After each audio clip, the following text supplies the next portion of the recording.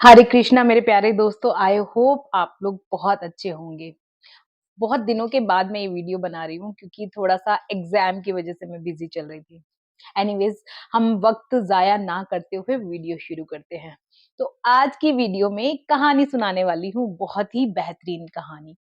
कहानी है एक साधु महाराज की। जो अक्सर घूमा करते थे। कभी यहाँ, कभी वहाँ साधु जैसे आप भी जानते हैं कि साधु जो होते हैं उनका काम ही यही होता है, कभी एक जगह से दूसरी जगह जाना, एक गाँव से दूसरे गाँव जाना। तो ऐसे ही एक साधु घूम रहे थे।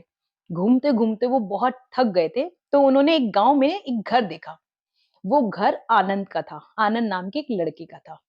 तो थक कर जब उन्होंने वो गेट नॉक किया, तो आनंद बाहर निकला और जो महाराज थे, उन्होंने आनंद को बोला, "क्या मैं यहाँ पे विश्राम कर सकता हूँ आज रात के लिए?"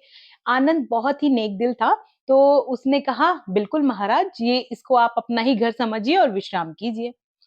तो जैसे कि आनंद ने विश्राम करने के लिए कहा और जो उसके पास अच्छा खाना था, सब महाराज को खिलाया। महाराज अगले दिन उसकी सेवा से इतने खुश थे कि आनंद को कहते हुए जाने लगे कि आनंद भगवान करे ये सब तुम ऐसे ही कुशल मंगल हमेशा रहो। तो आनंद कहता है, अरे महाराज ये सब कहाँ साथ रहता है, कहाँ एक जैसा रहता है। महाराज सोचने लगे कि महाराज तो मैं हूँ और बात ये महाराज साधुओं वाली कर रहे हैं कि एक जैसा कहाँ रहता है। तो महाराज ने इतना गौर ना करते हुए आगे बढ़ना सोचा। अब महाराज जी आगे बढ़ गए। 1 साल बीत गया। 1 साल के बाद फिर वो उसी गाँव में जा पहुँचे। अब फिर वो चाहते थे हम किसी से मिलते हैं तो हमारा मन करता है ना कि अगली बार भी हम उसी से मिलें। महाराज जी ने फिर यही सोचा कि चलो मैं आनंद से मिलता हूँ। आनंद से मिलने के लिए वो खोज करते हैं। खोज करते-करते वो एक झोपड़ी में पहुँचते हैं क्योंकि अब जो आनंद था ना, वो पहले जो अच्छे घर में रहता था, वो आज के टाइम में झोपड़ी में आ गया था। आनंद के पास जाते हैं और अब आनंद फिर उनका वेलकम करता है और उनको जो उसके पास रूखा-सूखा था सब खिलाता है।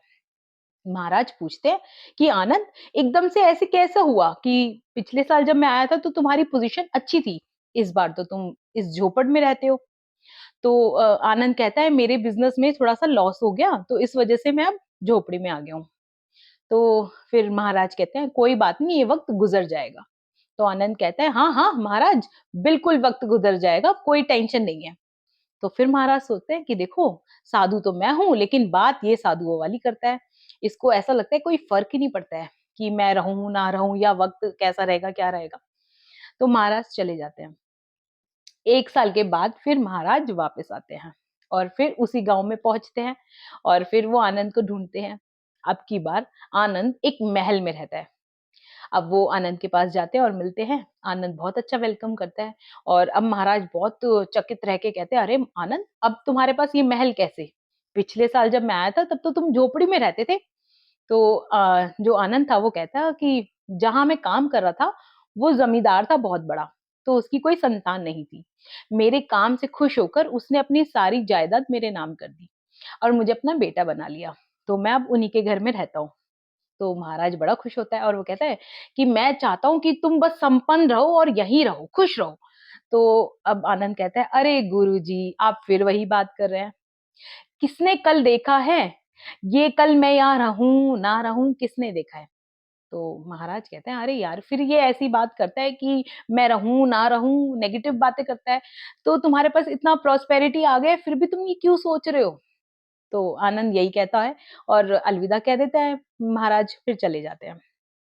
चौथे साल में जब महाराज वापस उसी गाँव आते हैं, तो देखते हैं कि महल वहीं पर है और पंछी उसके अंदर गुटर-गू कर रहे हैं। जो आनंद की वाइफ है, वो बीमार हालत में उसी घर में है, लेकिन अब आनंद नहीं है।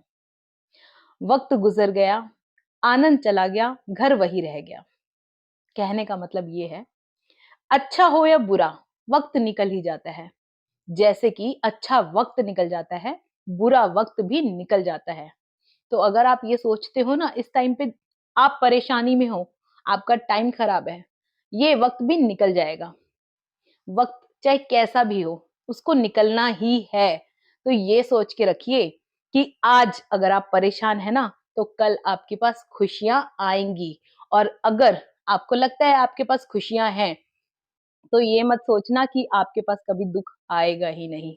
तो दूसरे इंसान का कभी भी मज़ाक उड़ाएँ, तो ये सोच के उड़ाना कि वही दुःख या वैसा दुःख आपके पास भी आ सकता है। ये कहानी सिर्फ़ इसके लिए थी कि दुःख हो या सुख, वक़्त निकल ही जाता है। मिलते हैं अगली वीडियो में। तब तक के लिए बाय।